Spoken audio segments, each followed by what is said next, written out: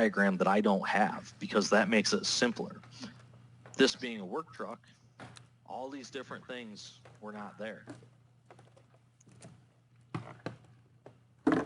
So that's all that we had there. That's significantly easier now. We have, look at one splice pack, we only have 3 modules on.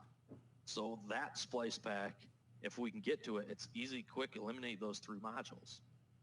So splice pack JX339 only has a few modules on it, and it just so happened to be that that was the easiest one to get to. It was right underneath the passenger seat, just taped there. So all I had to do was pop that module out and pull the comb out of it or splice out of it. And as you can see, it ties all those together just like we talked about. So all of the wires going into it are tied together. Once I removed it, our problem went away. So this is where people I've seen get confused. They pop that out and it fixes it and they think that that comb is bad. But you have to remember that what you're doing with that comb when you remove it is you're disconnecting modules while other modules are still connected. So one of the circuits that goes into that comb is shorted to voltage. So now that we know that, we need to figure out which circuit. In order to do that, I like to use a breakout lead. So you isolate, you can get it at AES Wave. This is what they look like. You can see them on your screen, and I got one that I'll hold up for you guys as well. And the way it works is all of these are connected to there. So they're all connected together. So we only had 3 modules on that one. So we only needed to use 3 legs of the U-isolate. So we put those 3 legs in. Once the 3 legs are in, we confirm that our problem comes back, that we've tied the network back together. So we can all see that now our 0 to 5 and then our short to voltage is present again. So what do we do then? Well, what I do is you take and you remove one splice pack or one wire from your splice at a time. And I'm going to show this more in depth in the next case study.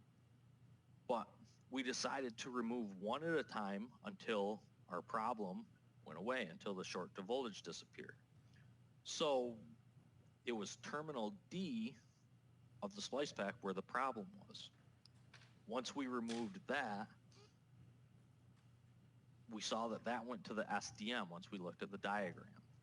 So with it removed, everything is working fine. All that's removed is the SDM from the circuit now. Everything else is back on the GM LAN.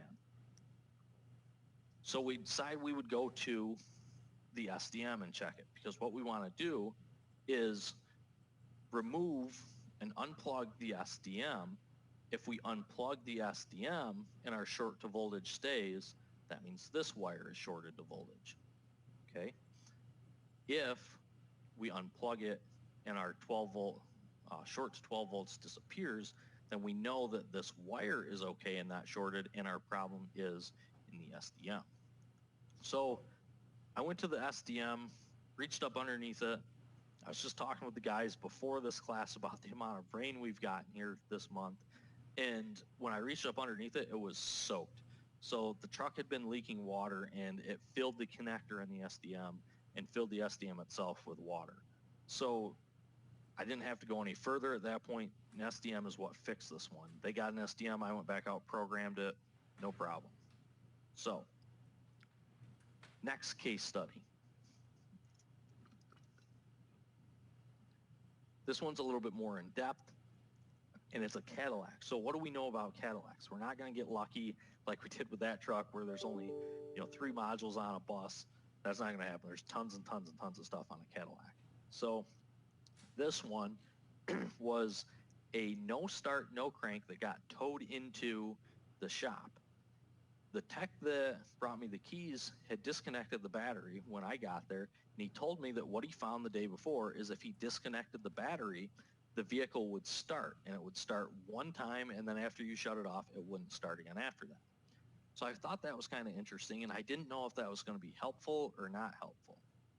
So you'll see as we go on, you have to tell me what you think, if it was helpful or not. This is the first system scan I did. Again, always do a system scan. So what do we know about Cadillacs? As you can see on the left-hand side, it only pinged 8 modules. There's a lot more than 8 modules on a Cadillac. And we can also see that everything that's on there is not on the low-speed bus. So we don't have communication to anything on the low-speed bus, only on high-speed. Went through, these are all the codes, the communication codes.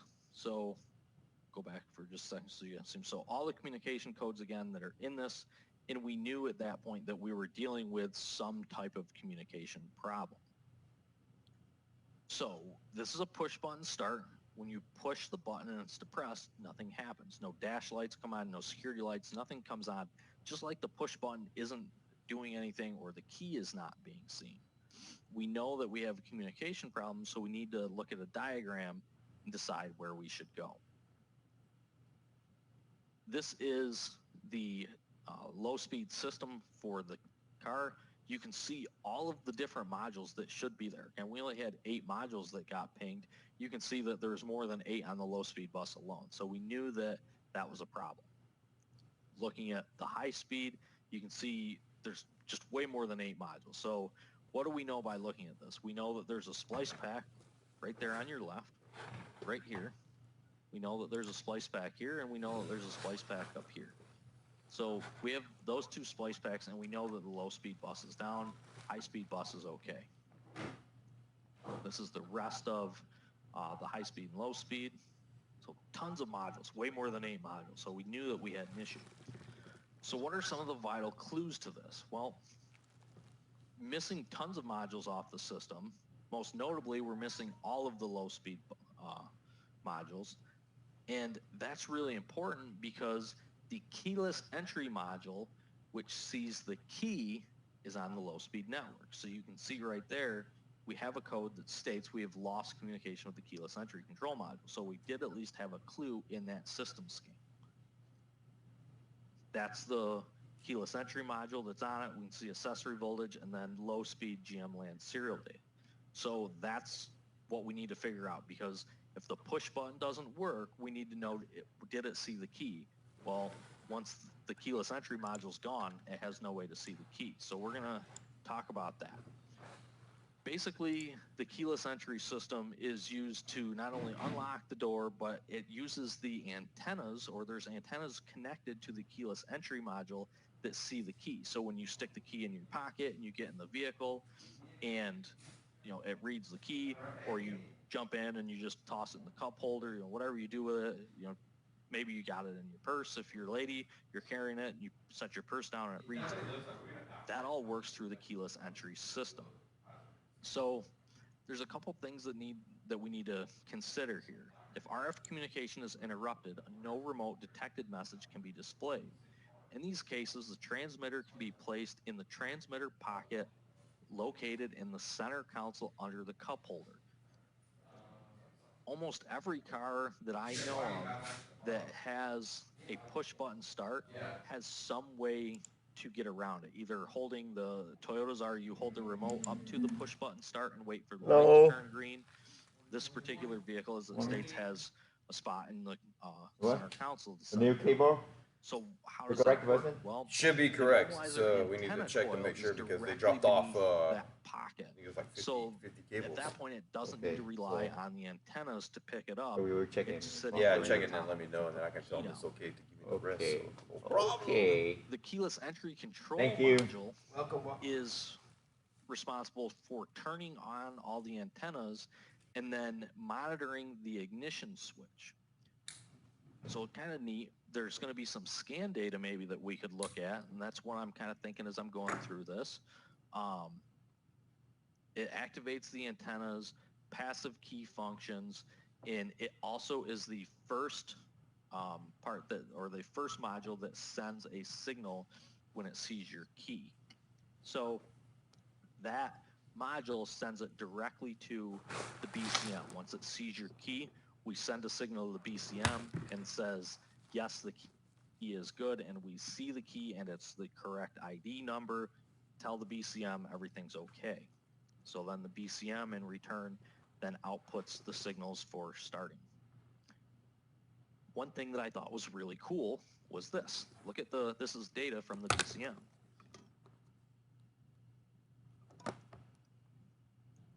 So look down through that for a minute and tell me if there's anything there that you see that you think could be a clue.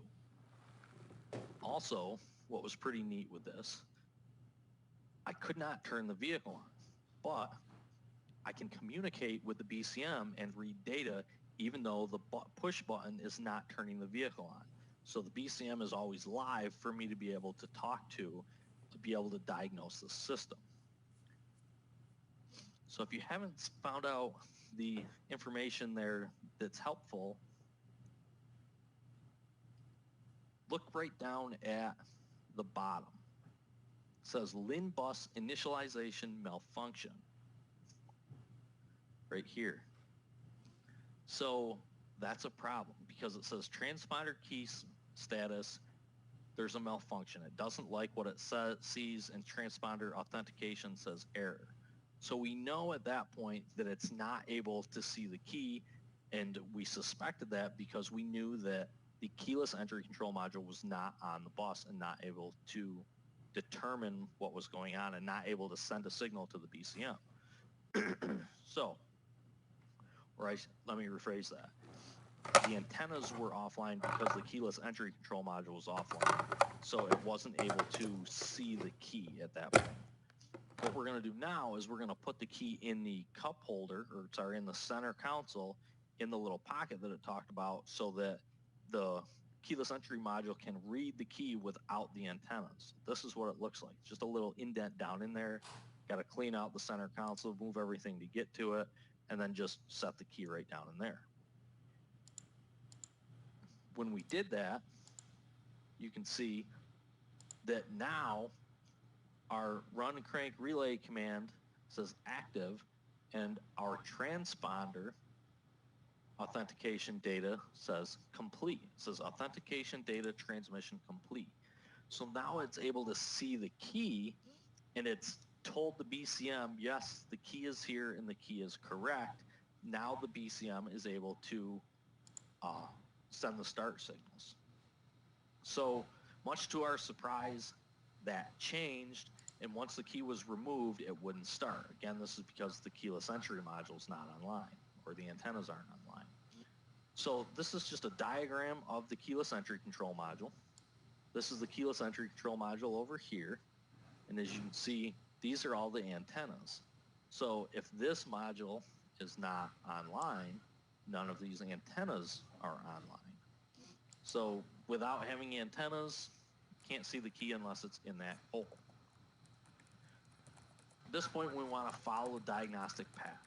We know that the vehicle starts with the key in the center console, so that means at this point the key is good, the push button is working correctly, the keyless entry module is able to send the signal to the BCM, so the keyless entry module's got to be okay because it's sending the correct data.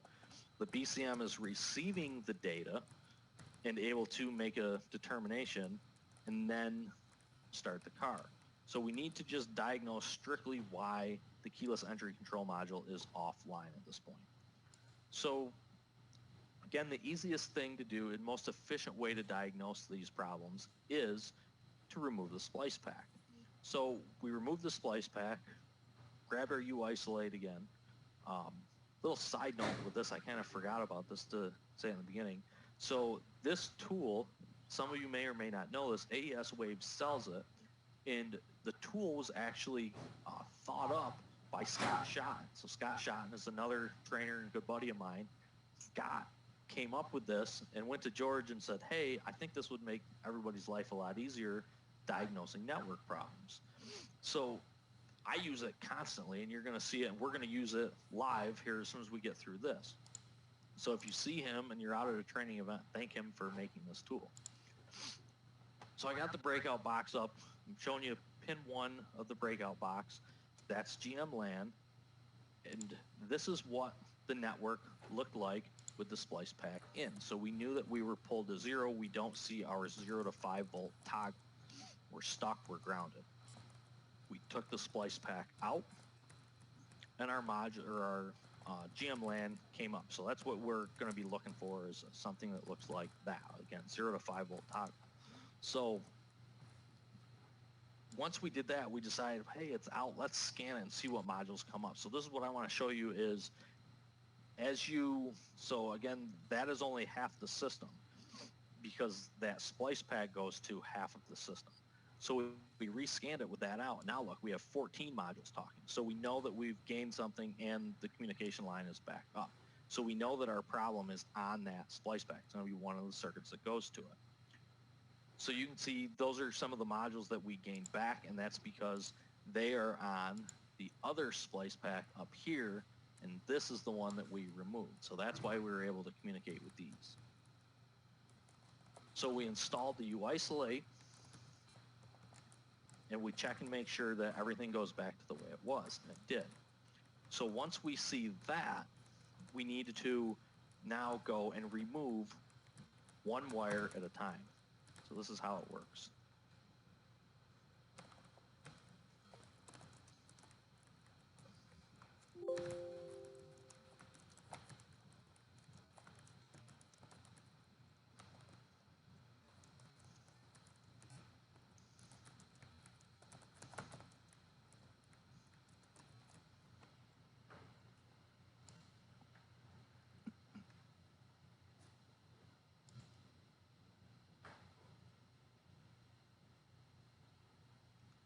So that one wire that we removed was our problem circuit. So we need to look at the diagram and figure out what that goes to. It was terminal K of the splice pack. So what do we know? We know, as you can see right here, that terminal K goes to our liftgate control module. So we're going to do the same thing just like we did with the SDM in that Chevy truck. We're going to go to it and we're going to disconnect it and see if it's the module that's shorted or if it's the wire that's shorted. So we can just unplug it and see if communication returns.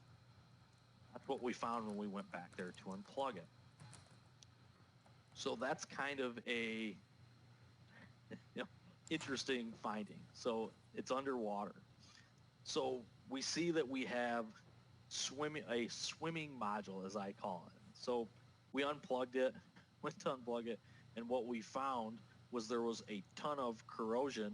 So not only was the module no good because it was soaked, but all of the corrosion that had gotten into it basically ruined the connector as well.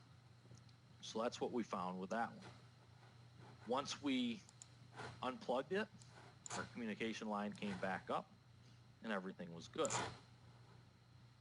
The final system scan, now you can see we have 20 modules online, minus the liftgate control module because that one's unplugged.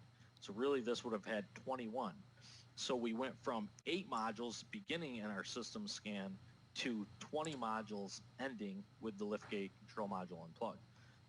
So isn't that a good indication of why, or let me rephrase that, a good reason to do a system scan in the beginning and then look at a diagram? You're going to know right off the bat what problems you might have. So that's it for the PowerPoint. Now, before we do Q&A, what I'm going to do is we're going to turn off that. Okay, cool. You guys can see me. All right. We're going to do a little bit of live diagnostics. We're going to turn this on here.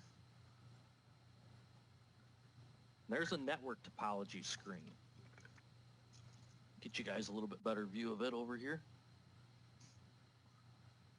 All right, so you can see that.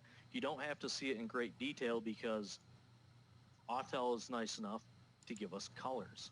This is actually the brand new Ultra scan tool that they released that they're going to be doing a webinar on tonight. It was just released this week.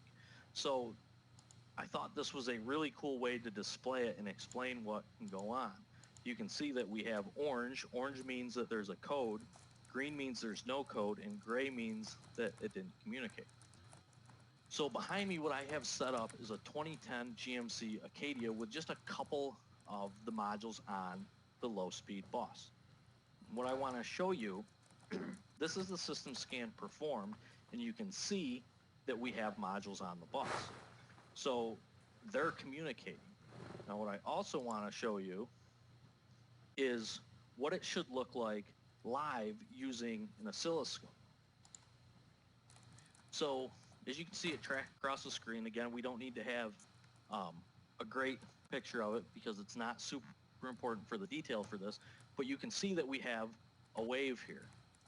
So what I want to show you is what happens when something gets grounded. We're going to ground just one terminal of one terminal going to the splice pack, which is just one wire going into the splice pack, so that you guys can understand the significance of what can happen.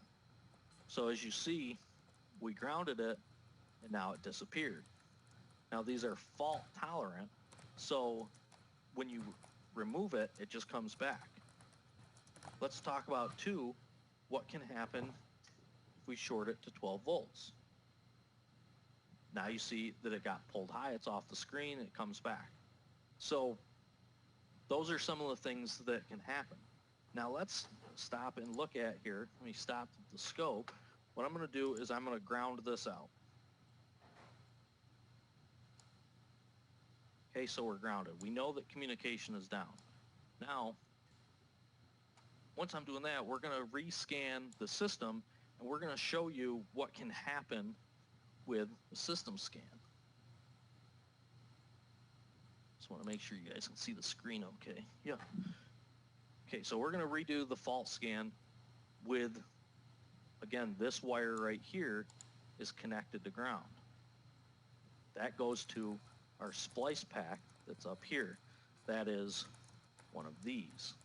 So just one wire in this splice pack, or one wire in the network being grounded. Doesn't have to be the whole network, doesn't have to be a module, just one wire being grounded. And now notice, we already see that one used to be lit up. That's the IPC, which is right here. You're going to see that everything goes gray. So I'm going to zoom you in just for a little bit.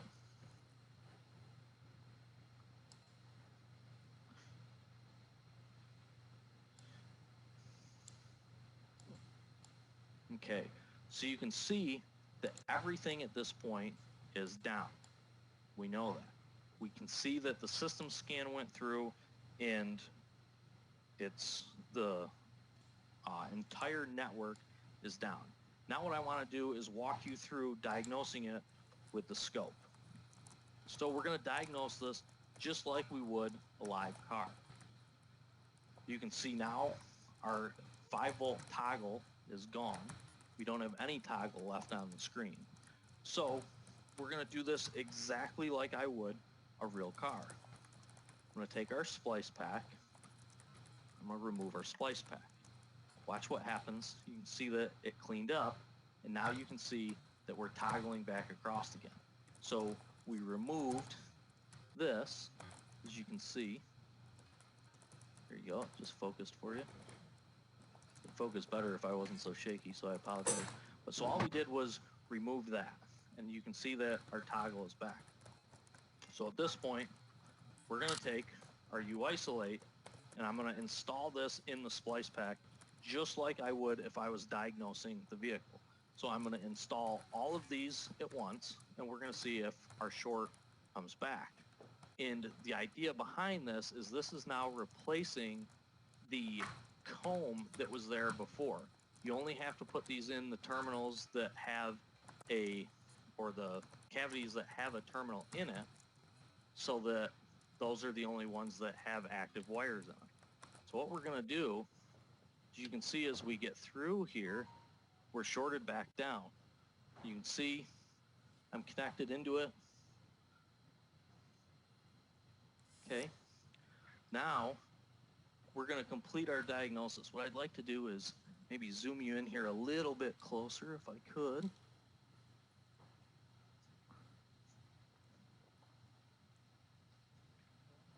see if I can get you a little bit better view here. Okay, now you can see better with what I have done here. So now what we're going to do, watch my scope screen, and I'm just going to remove one wire at a time. So one wire, don't change. I put that wire back, no change. Disconnect that wire, no change. Disconnect this one, no change. So we're going to go through this one at a time. There it was, that one right there.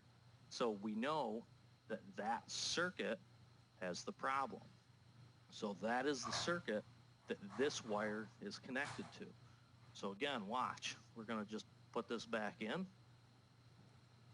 and the network goes back down, as you can see. So all we're doing is removing one at a time. Okay, does that make sense, hopefully? So we're going to remove that one again. Just removed one wire. Everything is back up. Okay? Now, the other thing that I want to show you real quick is, let's talk about a intermittent issue and trying to find an intermittent issue. So let's connect this to a ground, and it's okay right there. We're going to create just a really, really small glitch. You can't even see it. So let's do it this way. Oh, actually, what we're going to do, I'll put this back together, and then we're going to create the small glitch. Then you'll be able to see it.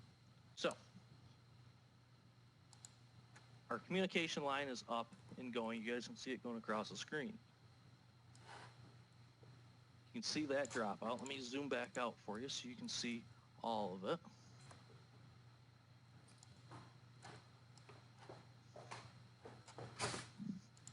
Okay.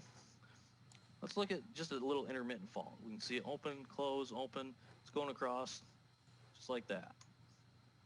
So see right here that created a fault.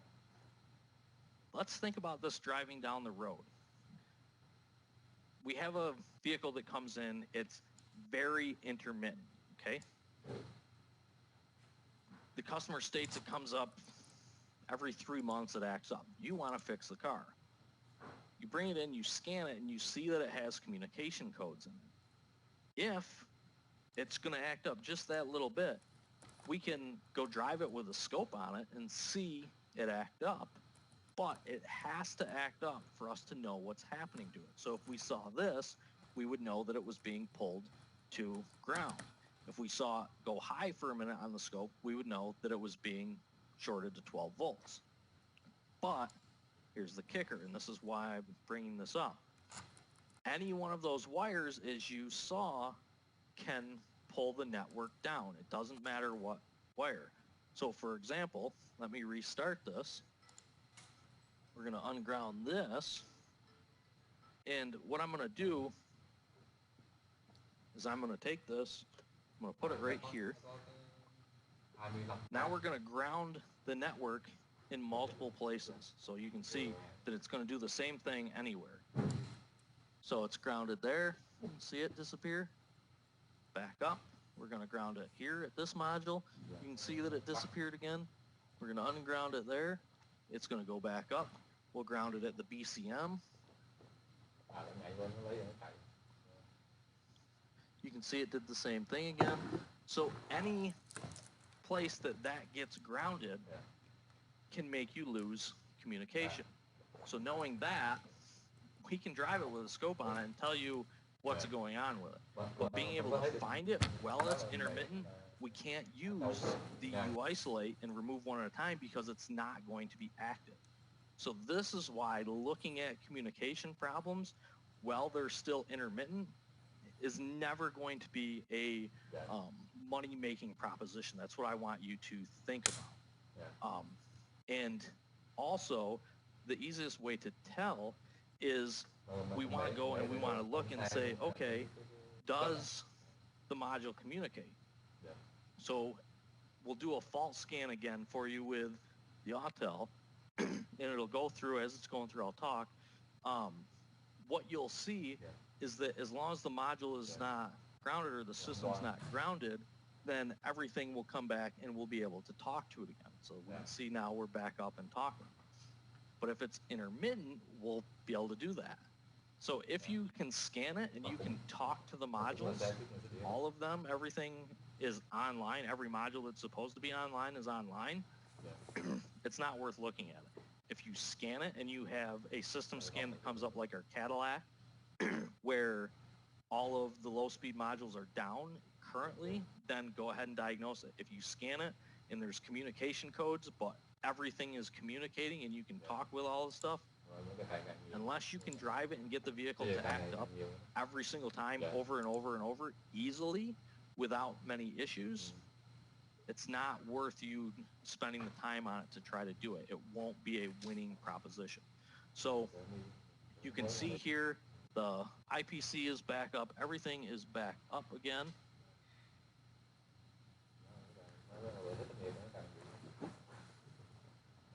So you can see that everything is back up now because we're no longer grounded. If I were to ground any one of those wires again, then they would all go back down. Any wire in the network will pull that down.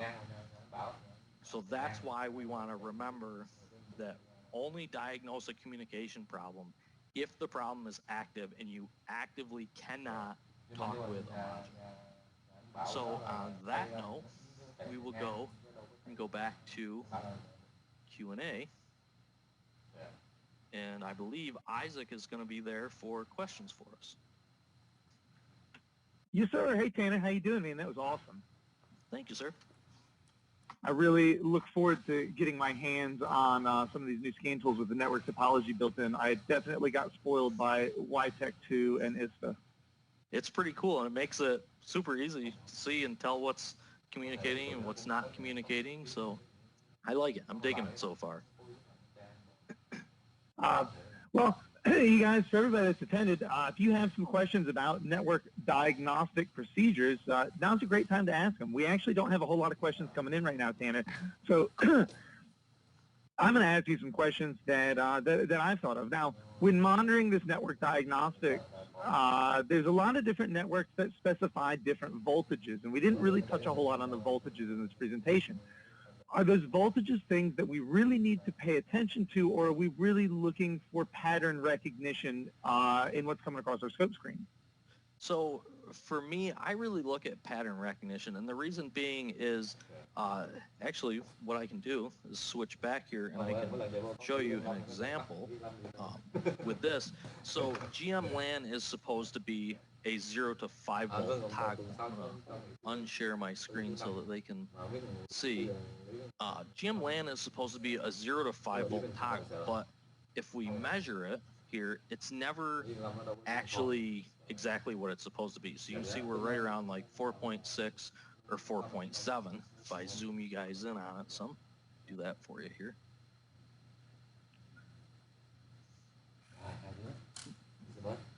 See if they can see that. Yeah, they can see that. So you can see that we're never quite at 5 volts. And the same thing will happen with CAN systems. It's supposed to be 1.5, 2.5, and 2.5, 3.5, but they're never exact.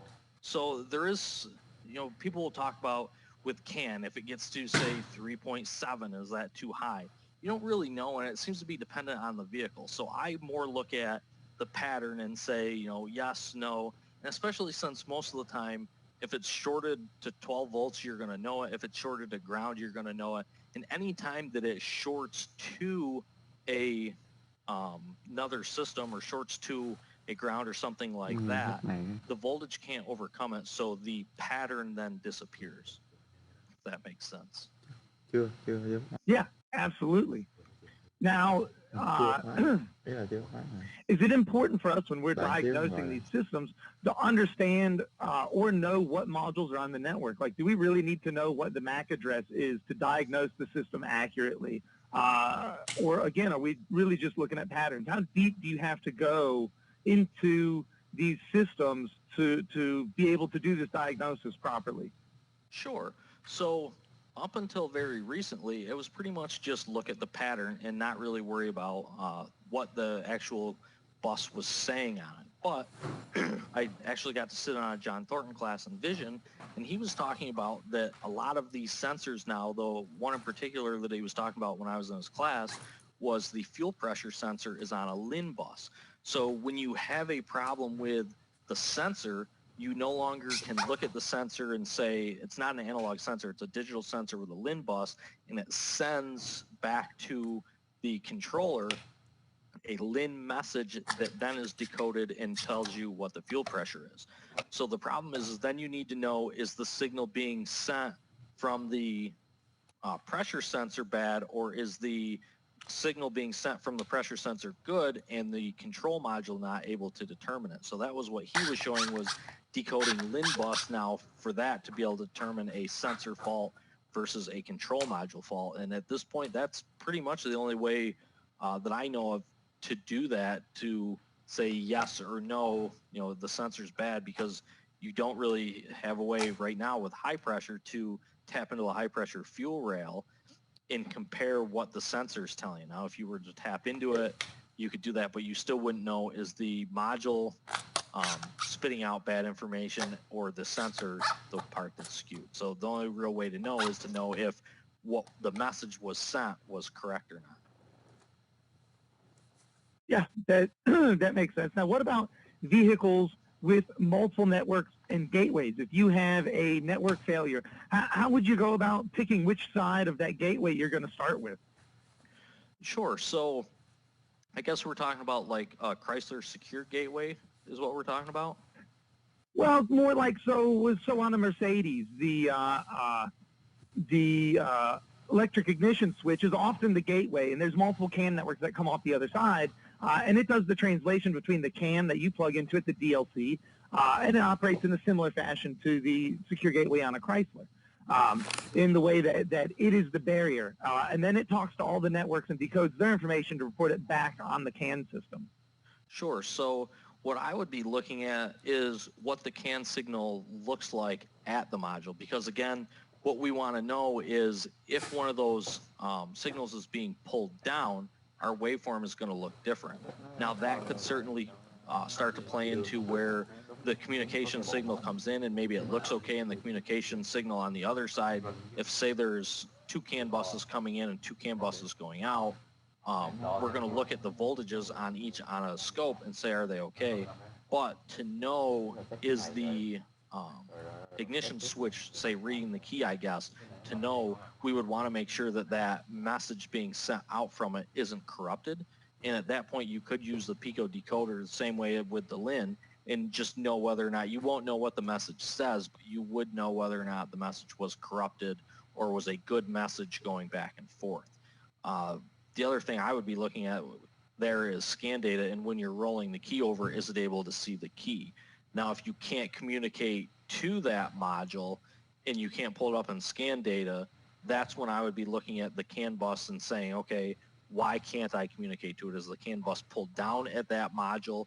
Because all modules like this behind me, everything should communicate if the communication lines going to it are correct and it has its powers and grounds.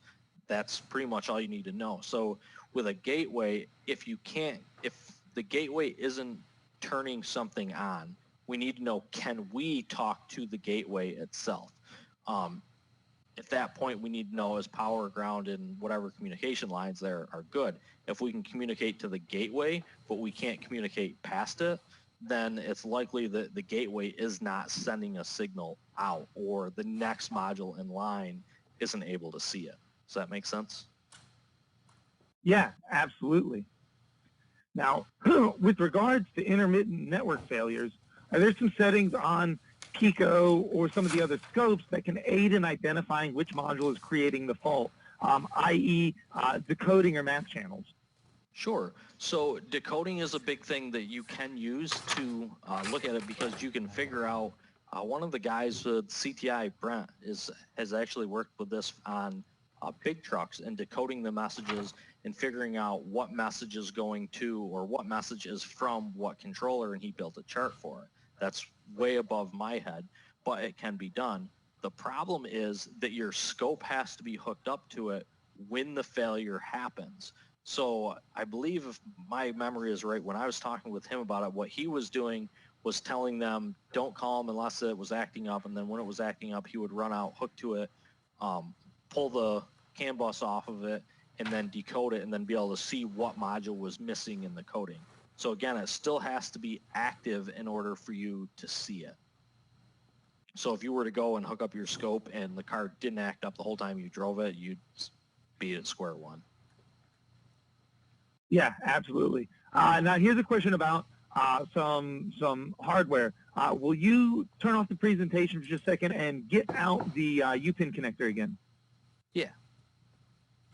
And they want to know about hooking that up to the scope. So the question is, does that multi-pin adapter hook up to a single channel on the scope? And the answer really is yes. These are some of the best adapters for diagnosing these systems that ever existed. So, let's see, I think I got enough to get you. Yeah.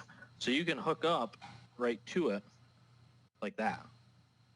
And then you're going to hook up that side of it. So this side's going to go, actually, here, hang on. What did I just do with it? Right there. So that's the splice pack. And we're just going to connect right into it, just like so. Hopefully I don't bend any of these, trying to do it in a hurry. But we're connected to it, and then we're connected here. But you can also connect just to a breakout box and then connect these there. You don't have to be connected on this side because they're still tying the module together, and you'd still be connected into the network if you were on the breakout box, so long as the OBD connector is still in the network when you're doing this.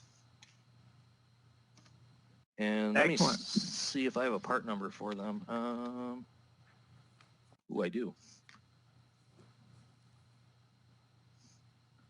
Ooh, can you see it though? Yeah, but your camera is mirrored.